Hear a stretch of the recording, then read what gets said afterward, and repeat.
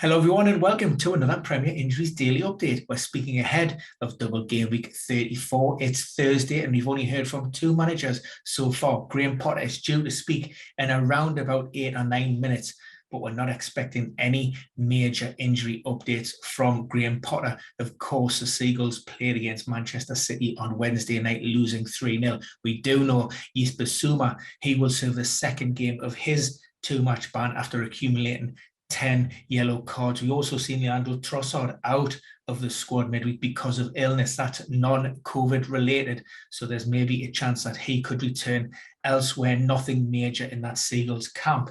For Everton, Dominic Calvert-Lewin, again, nowhere to be seen on Wednesday. His season's almost been a write-off. Frank Lampard confirms that he complained of tightness in his thigh on the training pitches, and therefore that's ruled him out for around about 10 days. Now we're hoping for a return potentially against Chelsea at the beginning of May, but again, there's no guarantees with that. And of course, as has been the case with Calvert-Lewin all season, it's that lack of fitness and that sharpness that has contributed to his lack of goals following his return, being hampered with toe and ongoing thigh problems all season. Chelsea got problems at the back. Yeah, they conceded 4 against Arsenal at Stamford Bridge. That comes off the back of 4 against Brentford and also 3 at home to Real Madrid. Now, first and foremost, Antonio Rudiger.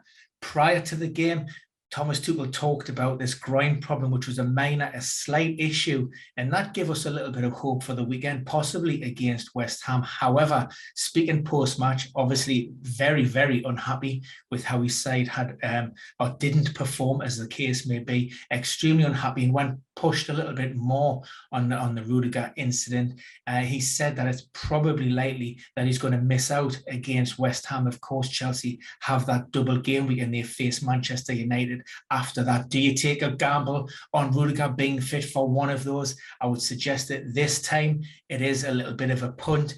If we are, and if he is to be believed, a minor grade 1 tear, we could be around 7 to 14 days away. So again, that may give him an outside chance for that Manchester United. We also seen Andreas Christensen forced off. Of course, it was his mistake that handed Eddie Nketiah the opener, but his substitution wasn't related to that mistake. It was enforced. And again, Thomas Tuchel said that he just didn't feel right. He felt a little bit of tightness. He couldn't continue. So that suggests a little bit of a muscular issue as well. Now, given the quick turnaround, would I expect Andreas Christensen to be involved? Probably not. Of course, Thiago Silva, he started on the bench on Wednesday night, so he could come back into that lineup. And we've also seen Trevor Traveller out of the matchday squad in recent times. However, that has been a tactical decision. There's no injury there. So again, he could be one that will be added, and he may come in a back three alongside Cesar Azpilicueta. Ahead of the Merseyside derby, Liverpool practically with a clean bill of health. Roberto Firmino, he was one player that missed out against Manchester United, that 4-0 win. Jurgen Klopp referenced that he had picked up a foot problem late in the game in the FA Cup semi-final against Manchester City. Again, it's nothing too major, and he could return to that matchday squad. But of course, the strength and the depth of that forward line. Mo Salah with a 19-point haul, returning to a little bit of form following on from a great performance in the semi-final. He's up there with Mane, Diaz and Jota. He could come back in contention. So Firmino's likely to start from the bench if he is introduced into the squad. Elsewhere from Wednesday night, Michael Olise, he was being handed a start, but he was withdrawn in and around that 40th minute mark. Now, Patrick Vieira referenced an ongoing or persistent foot problem. Now, initially, the winger had picked that up playing for the French under-21s, and he looked to be over that. But unfortunately, he may suffer a little bit of a re-injury, recurrence, a setback, and his availability comes into question this weekend. Luka Milivojevic wasn't part of the travelling squad to St James's Park. There was a slight hamstring issue referenced from the FA Cup. So again, he's another one that may be checked ahead of Crystal Palace's next game. Now, Manchester City, they have their own problems within the back line. A little bit of confusion with regards to the availability possibility of Kyle Walker. We know that he rolled his ankle in the Champions League. That was an injury that he picked up at the same time as Kevin De Bruyne, who, by the way, looks to be over that ankle issue that required stitches. Now, for Walker, Pep, typical Pep, hasn't been very forthcoming with any insights, updates, or given any kind of timeframes. But when he was talking about an injury to Nathan Ake, which looks to be, again, another ankle problem, what he did say ahead of that Madrid Champions League tie, that they do have problems on the right-hand side of the defence. And that's, with John Stones. John Stones went off as a precautionary measure because of a muscle issue, a little bit of tightness. Not an injury as such, we hope, but more of, like I say, just a little bit of discomfort in there. So he was taken out of the play. And when asked about his injury, Pep said, well, we hope he's going to be okay because we have Gian Cancelo, who's going to be suspended in that Champions League, and also Kyle Walker, who is injured. Now, again, that suggests that he will miss the next 2 games at least. So we'll wait to see on John Stones. Hopefully that's a positive. And also, like I said, Nathan Ake, he went off with an ankle sprain. And from those managers that we heard from on Thursday, Roy Hodgson, he confirms that Cucho Hernandez hamstring issue, he's definitely out of the game. There are question marks on whether he will actually return this season.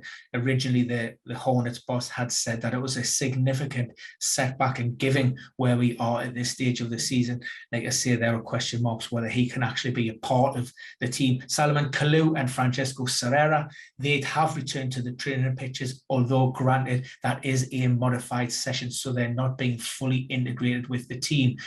Trusty Kong, he is one that could return to the matchday squad, although he has fell down the pecking order in recent times. And from Antonio Conte at Tottenham, it's pretty much as you were in that Tottenham treatment room. We know that Oliver Skipp, very disappointing, not progressing as hoped. The player spoke this week and he talked about how he felt as if he's kept on nearing a return, but unfortunately this persistent groin problem continues and he hasn't been able to get over the line, and therefore there is no timeline on his return.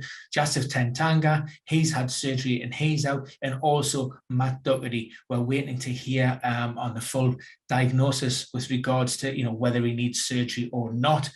The first specialist opinion said no, he can continue, but the club did seek further advice and want a second opinion on the best course of action. Now, it's under study, probably out around about 7, 8 or 9 weeks, which, yes, keeps him out for the rest of the season, but he should be back in the summer and ready and fighting fit for 2022 to 2023. So that's it for now. We will be hearing from a host of managers on Friday, so it will be a busy one, so keep following for all the updates. And if you're not following it at Ben Dinnery, you can obviously check out premierinjuries.com. And we also have one more fixture from game week 33 this evening. That's Southampton versus Burnley. For Burnley, we still have Eric Peters, Ben Mee, and also Johan Berg Gudmundsson on the sidelines. And for Ralph Hasenhüttl and the Saints, he basically said they had a full squad to choose from, a clean bill of health.